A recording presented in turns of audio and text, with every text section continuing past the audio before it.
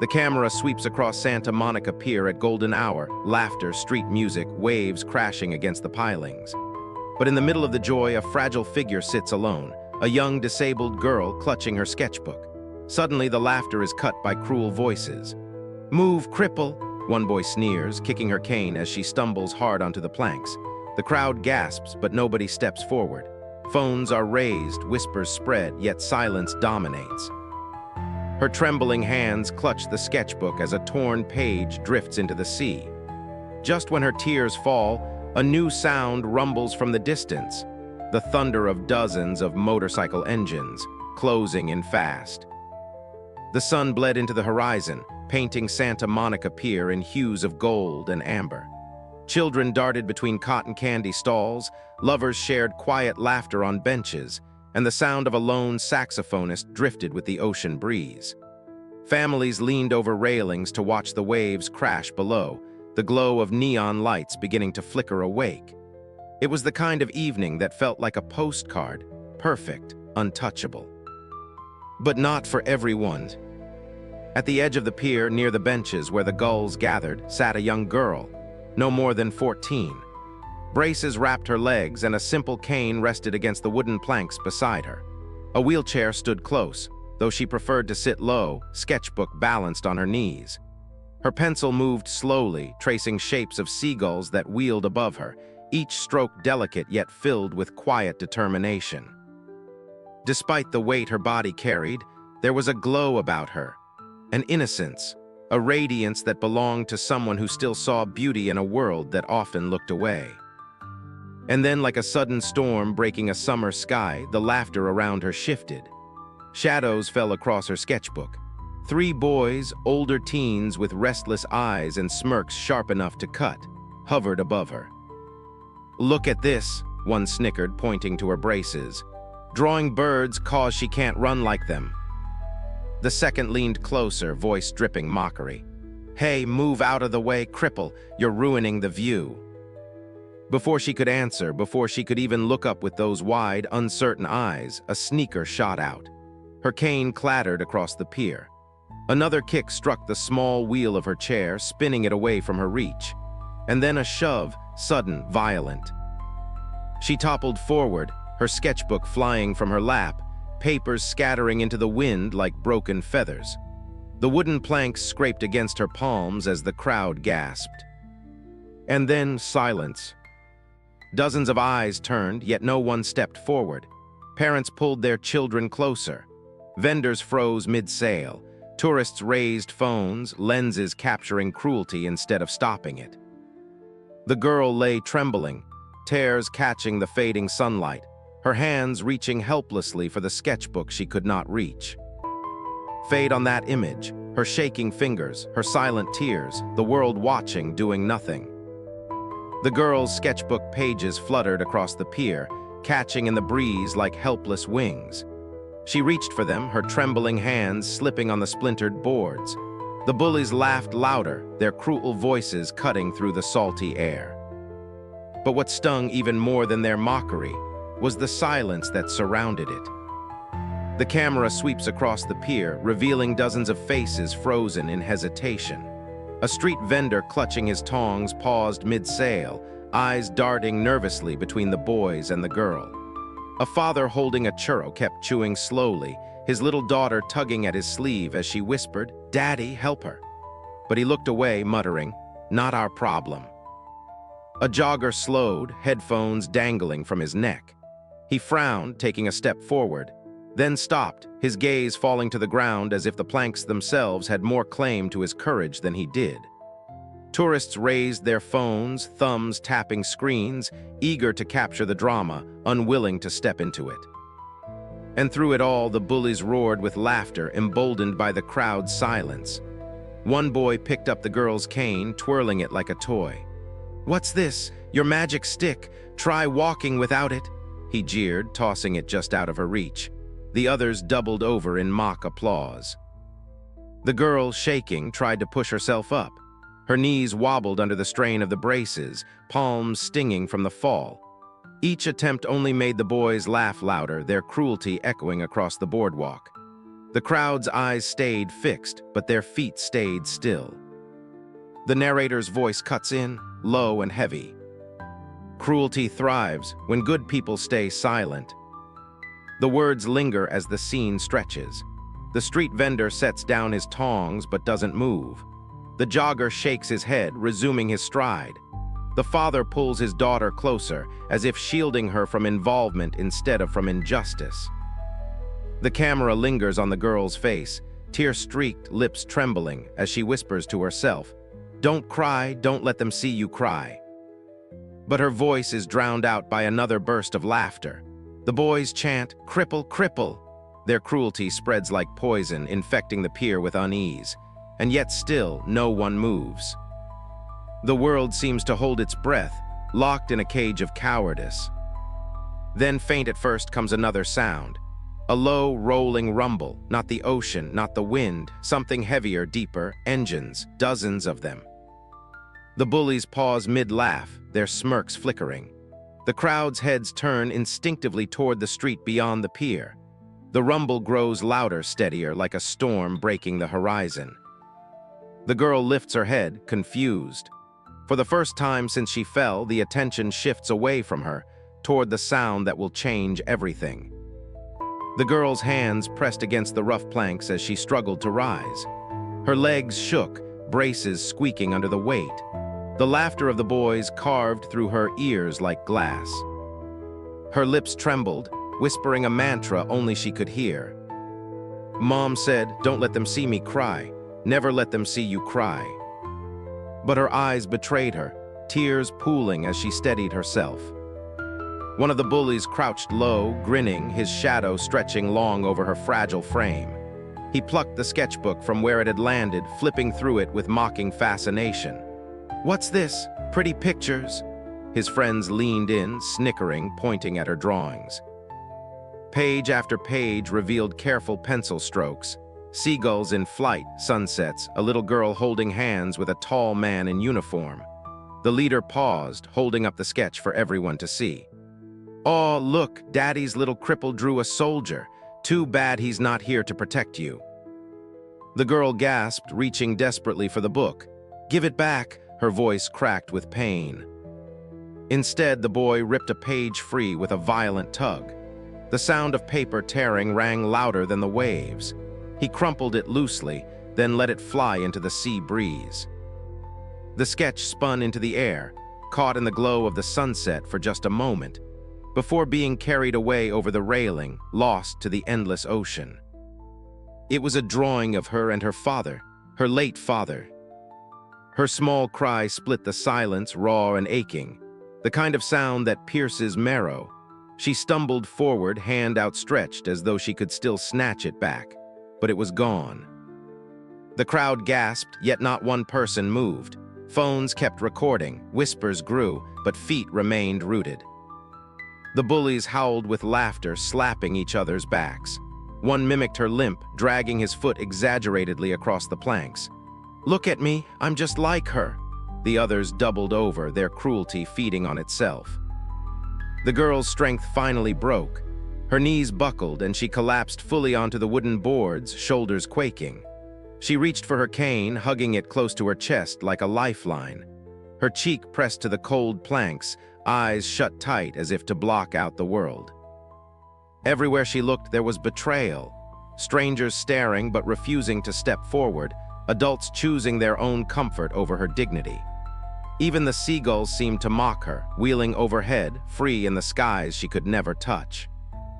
The camera tightens on her face, tear-streaked, eyes shimmering with both shame and pain. The words from her mother echo in her mind again, faint but hollow now. "Don't let them see you cry." But this time she couldn't stop it. The tears fell. Her cane rattled against the boards as her small fingers clutched it tight, as if holding on to the last piece of her strength. The boys stood above her, victorious in their cruelty, feeding off the cowardice of the crowd. And then beneath the laughter, beneath the whispers, came that sound again. The low, steady rumble, faint at first, a vibration rolling across the wooden planks. "Engines." The laughter faltered, heads turned, The bullies frowned, confused. The bystanders, still frozen, shifted uneasily. The rumble grew louder, closer, a storm gathering at the edge of the pier. Something was coming. Something that would change everything. The laughter was cut short by a sound that didn't belong to the pier. Low at first, like distant thunder, a vibration beneath the wooden planks, then louder, deeper. A chorus of engines rolling down Ocean Avenue, growing until it swallowed every other noise. The crowd turned as one, heads craned, eyes widened. And then they appeared. 30 bikers strong, chrome glinting under the dying sun, black steel machines growling like beasts unchained. The air itself seemed to tremble as they advanced, the American flags stitched onto their leather vests snapping in the ocean wind. At their center rode the leader. Broad shoulders, silver at his temples, a scar carved across his cheek like history written into skin. His vest bore a name across the back in bold, white stitching, Steel Guardians MC. The pier froze. Even the bullies stopped their jeering, their laughter withering into nervous smirks. Engines idled as the bikers rolled closer. Tourists scattered to the sides, creating a path without being asked. The machines came to a halt at the entrance to the pier, lined up like a wall of steel and leather. For a moment, nothing but the deep thrum of exhaust pipes filled the air. The ocean roared beneath, the gulls screamed overhead, but it was the bikes that owned the moment. One man lifted a hand, signaling. The others obeyed without question. Engines cut one after another until silence fell, except for the ticking sound of cooling metal. The leader swung his leg over his bike, landing heavy on the planks. Boots worn and scarred from miles of road echoed with each step. The boards creaked beneath his weight, yet his presence carried more than sound. It carried authority. The bullies exchanged glances, their earlier bravado cracking. Still, one forced a smirk. "What? A bunch of old bikers here for the freak show?" His voice lacked conviction, his words trembling under the weight of the moment. The leader didn't answer. Not yet. His eyes swept the scene, the girl trembling on the ground, clutching her cane to her chest. The torn sketchbook pages still fluttering across the pier, the frozen crowd staring as if waiting for divine judgment. He crouched slow and steady beside the girl. His large, calloused hand reached out, not to lift her, but to retrieve the fallen sketchbook. He placed it gently into her lap, meeting her eyes with a nod that said, "You're safe now." Then he rose to his full height, towering over the boys who had moments ago towered over her. His voice cut through the air, gravel deep yet measured. "You think strength is kicking someone who can't fight back?" The bullies shifted on their feet, their smirks faltering further. One swallowed hard, his Adam's apple bobbing visibly. Around them, the other bikers stepped closer in unison, forming a wide circle, their boots striking the planks like a drumbeat of judgment. The bullies were no longer the predators. They were surrounded prey. The leader took another step forward, his shadow swallowing theirs. Boots echoing, gaze unwavering. The crowd leaned in, phones trembling, recording what no one would forget. The leader bent low once more, retrieving a torn corner of paper that had landed against the railing. It was creased, nearly ruined, but the image was clear. A sketch of the girl holding hands with a man in uniform. His thumb brushed over the lines gently, as though he understood what it meant. He crouched, holding it out to her with both hands, not tossing, not handing it carelessly, but placing it in her palms with the respect due to something sacred. "You hold on to this," he said softly. "No one takes away what matters to you." Her trembling fingers clutched the page. Her eyes, red from crying, met his, and for the first time that evening something flickered across her face. Relief. Then the man rose. His presence was a wall. His voice, when it came, rolled low and steady like the engines that had carried him here. "You think strength is picking on the weak. You think it makes you men, mocking a girl who can't even stand without help." The boys shifted backward, their bravado peeling away under the weight of his words. One opened his mouth, searching for something clever to spit back, but the sound caught in his throat. And then the circle tightened. The other bikers stepped forward in unison, boots striking the planks. 30 men and women, leather vests marked with Steel Guardians MC, formed a protective wall around the girl. Their shadows fell long across the pier, cutting the bullies off from every possible escape. Phones rose higher from the crowd now, but the recording wasn't to mock, it was to witness. To capture the moment bullies became cowards under the gaze of guardians. The leader took another step closer. His scarred face was unreadable, his eyes hard as stone. "Tell me," he said, voice echoing like gravel dragged across iron, "what exactly did she do to deserve this?" One of the bullies stammered, his words tripping over fear.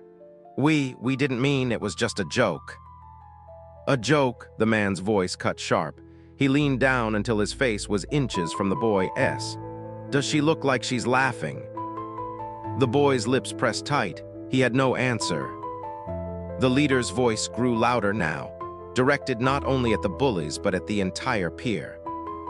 "Strength is not in your fists, not in your boots, not in tearing down someone smaller. Real strength," he jabbed a finger into his chest, "is in protecting those who need it, and today you failed badly."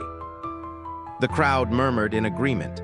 Some lowered their phones, shame spreading across their faces as the weight of the words hit them too. The bullies' arrogance had drained away, leaving only pale skin, darting eyes, and trembling hands. Their excuses faltered into silence. The bikers stood steady, silent, an iron circle of judgment. But then, the tension shifted. The leader's glare softened just slightly, his tone changing from condemnation to something else. Not intimidation, teaching.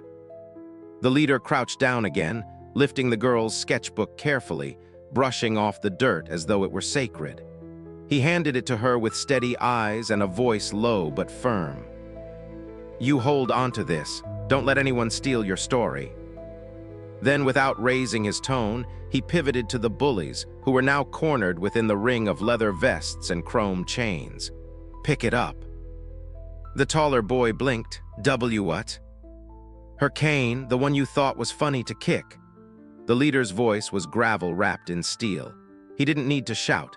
Authority rolled off him in waves, the kind that comes from wars fought and scars earned. The boys glanced at each other, pale now under the glow of the pier lights. One bent down, his hands trembling as he lifted the cane and held it out awkwardly. The leader didn't move. He simply waited. "Not like that," one of the bikers growled. "Look her in the eye." The boy's jaw quivered. He turned to the girl who was sitting on the planks, clutching her sketchbook to her chest. I'm sorry," he mumbled. The leader tilted his head. "Say it again like you mean it, both of you." The second boy, who had been smirking minutes earlier, swallowed hard. Together, their voices cracked as they repeated, louder this time. "We're sorry." The leader's gaze softened only slightly. "A real man doesn't pick on the vulnerable. A real man protects them. Today, you learn that. Remember it, because next time you won't just answer to us. You'll answer to the kind of man you're supposed to be." The boys nodded, eyes wide with shame. Around them, the crowd that had once been silent began to stir, murmurs of approval, hands clapping softly, then louder. For the first time that night, the weight of silence broke. The girl's voice came so faintly it nearly disappeared under the applause. "Thank you." She held her cane close now, her trembling easing just a little. The leader gave her a small nod, as if to say, "You don't owe me thanks. This is what should always happen." From the circle, one of the bikers leaned closer, spotting the edge of a drawing fluttering out from her notebook. He raised his brows. "Hey, sweetheart, is that yours?" Her cheeks flushed. She hugged the sketch tighter. "It's just something I draw." The biker grinned, surprisingly gentle for a man covered in tattoos and road dust. "Looks pretty special from here." The leader glanced at her, then at the boys still frozen in shame, then back to the crowd who were finally awake, finally bearing witness. He exhaled slowly, and the roar of justice shifted into something deeper, a chance for healing. The girl clutched her sketchbook to her chest, hesitant as dozens of eyes rested on her. The leader crouched lower, his weathered face gentler now, voice softened by patience. "What do you draw, little one?" Her lips trembled before she whispered, "My dad." A hush fell, heavier than the silence before. She opened the notebook slowly, as though unveiling a secret shrine. On the page was a charcoal sketch, a man on a motorcycle riding into a sunset, hand raised in a silent wave. The leader's breath caught. Behind him, bikers leaned closer, their rough edges momentarily undone. "He used to tell me," her voice cracked, "that no matter where he went, he'd always ride back to me, even if I couldn't see him." The wind carried her words like prayer. Her fingers traced the outline of the sketched figure. "But he didn't come back. He was a soldier. He never came home." Tears welled in her eyes, but she forced a small, proud smile. "So I draw him, writing, every day, so he never leaves my side." The pier, alive with chatter minutes ago, was now sacred ground. Families pressed hands to their mouths, strangers wiped at their eyes. Even the bullies, still trembling in the circle, lowered their heads in shame. One of the bikers, a broad man with silver hair peeking from under his bandana, stepped forward. He removed his leather vest patch, the emblem of the Steel Guardian's MC, a shield with wings stretched wide. With solemn reverence, he crouched and pinned it onto her worn backpack. "Now," he said, voice thick, "you've got more than just your dad riding with you. You've got a whole family on the road." The girl's eyes widened, tears spilling freely now. She touched the patch as though it were made of gold. "Really?" The leader placed a heavy, reassuring hand on her shoulder. "Sweetheart, you'll never walk this pier alone again. You're one of us." The crowd erupted, not in applause this time, but in a rising murmur of awe, a wave of emotion rolling through strangers who had become witnesses to something bigger than themselves. The girl nodded, her chin lifting with newfound courage. For the first time that night, she wasn't fragile or overlooked. She was radiant, the glow of belonging shining from her like the sunset she had drawn. The leader rose and gave a simple signal. Engines roared back to life, thunder rolling against the ocean breeze. But this time it wasn't a storm, it was an escort. With the girl in the center, the bikers formed a procession, walking beside her as if she were royalty. The pier, once a stage of cruelty, became her coronation. The engines ignited once more, not as a threat, but as a symphony, low rumbles harmonizing with the ocean's roar. The leader motioned to a gleaming trike parked near the pier's edge, its chrome catching the last strands of sunset. "Climb on, sweetheart," he said gently. She hesitated, eyes wide. "Me?" A burly biker with tattoos winding down his arms knelt beside her. "Not just you. You're one of us now." He carefully lifted her, placing her onto the wide leather seat. The girl's hands trembled as they gripped the handlebars, but the smile already forming on her face lit up the boardwalk brighter than the carnival lights. Engines revved in unison. The sound rolled like thunder over the pier, sending gulls soaring into the sky. For the first time, she wasn't surrounded by cruelty or pity, but by guardians, shields of leather and steel who flanked her like knights of the modern age. The trike began to roll forward, slow at first, then proudly down the length of the pier. Behind her, 30 motorcycles fanned out in a V formation, their lights blazing like a wall of protection. The crowd erupted. Families cheered, children waved cotton candy sticks in the air, street vendors clapped, and strangers who had once stood silent now raised their voices in celebration. Phones recorded, flashes lit the dusk, but for once the spectacle wasn't cruelty on display, it was triumph. The bullies lingered in the shadows, shrinking back as if the roar of engines had stripped away their arrogance. Their laughter was gone, replaced by shame as they watched the very girl they had mocked rise higher than they could ever imagine. On the trike, her smile stretched wide, pure and unguarded. The sketchbook rested safely against her chest, but she didn't need to open it. She could feel it. Her father was here, riding beside her in spirit, carried by the thunder of engines and the hearts of strangers who had become family. For the first time in years, she felt it safe, strong, proud. The camera drifts across the pier in slow motion. Families still stand in clusters, replaying what they had just seen, their faces lit by a glow not of neon lights, but of understanding. A father, holding his little girl's hand, bends low to whisper something only she can hear. She looks up at him, eyes wide, and then hugs him tighter, refusing to let go. A street vendor who had once frozen, churros cooling in his hands, wipes at his eyes. He murmurs softly, "Never again," as though making a vow. Two teenagers who had been among those filming earlier glance at each other. Their smiles are sheepish, guilty. One lowers his phone, deleting the footage of cruelty, and says, "Next time, we won't just watch." The other nods, their shared silence heavier than any words. The camera cuts back to the bullies, no longer smirking, no longer loud. They slink down the pier's edge, shoulders hunched, the humiliation written across their faces. Yet even in their shame, there is a seed, perhaps. For the first time, they have tasted the weight of empathy. The narrator continues. Compassion spreads like wildfire when courage is shown. One spark of protection, one act of defiance against cruelty can ignite the hearts of many. Montage unfolds. A young mother at the pier kneels beside her son, whispering, "If you ever see someone hurting, you help." A jogger who ran past earlier turns back, staring at the horizon as though searching for his own courage. An old man sitting on a bench closes his eyes, whispering a prayer of thanks that strength still exists in the world.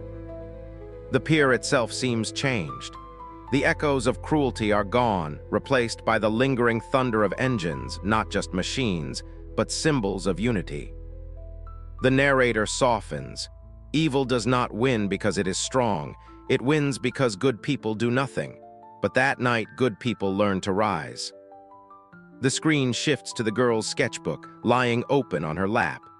The page of her father riding into the sunset now seems alive, glowing in the fading light.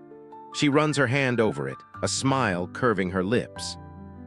The voices of the crowd begin to fade into the background, blending with the ocean's rhythm. Waves crash gently against the pilings, the eternal sound of resilience. Narrator, she arrived that evening alone, fragile in a world too cruel.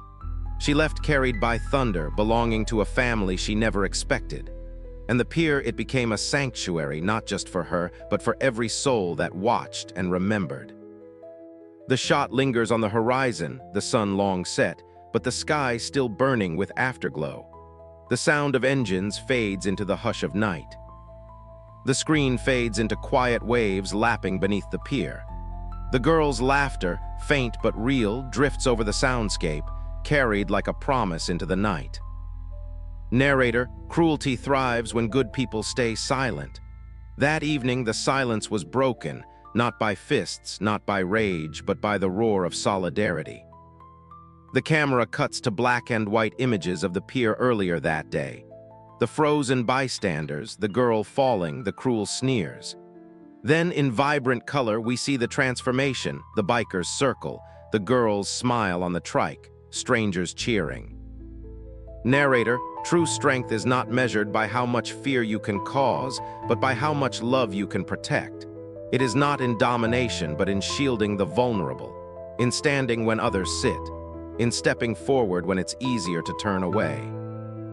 Close up, the girl opens her sketchbook under the glow of a street lamp. The page reveals her father riding into the sunset, but now, with her pencil moving carefully, she adds more. Around her father's figure, she sketches a circle of motorcycles, their headlights glowing like halos. For the first time, her drawing is not just memory. It is present. It is family. Narrator, never judge by appearances. Compassion often rides in on unexpected wheels, leather vests and thunderous engines, perhaps, but carrying hearts as soft as the sea breeze. The shot widens. Bikers mount their rides, preparing to depart, their silhouettes outlined against the moonlit ocean. One of them looks back, raises 2 fingers to his brow in a silent salute toward the girl. She mirrors the gesture, stronger now, unafraid. Narrator, that night, she discovered she was never alone. And maybe so did the world watching. Because family is not always blood, sometimes it is those who choose to stand beside you when the world turns away. The engines roar once more, fading into the distance, leaving behind echoes that feel eternal. The pier glows not with carnival lights, but with a deeper illumination, the afterglow of courage and belonging. Narrator, so remember this: when cruelty crosses your path, do not stay silent. Be the voice, be the shield, be the biker in someone's story. The girl closes her sketchbook, hugging it to her chest. She looks out at the ocean, and for the first time in years, she smiles without hesitation. The screen lingers on her face, framed by the sound of the waves and the faint rumble of engines fading into the horizon. Words appear on screen. Because family is not always blood, it's those who ride with you when the world tries to break you. Soft music swells. Outro call to action appears. Share this story, stand up for the vulnerable, ride with compassion. Cruelty thrives when good people stay silent. But that night on Santa Monica Pier, silence was broken not by fists but by the roar of compassion. True strength isn't in fear but in how we shield the vulnerable. Never judge by appearances, sometimes family rides in on unexpected wheels. She came alone, but she left surrounded by guardians. Remember, family is not always blood, it's those who stand with you when the world turns away. So be the biker in someone's story. Stand up. Protect and choose courage when others stay silent.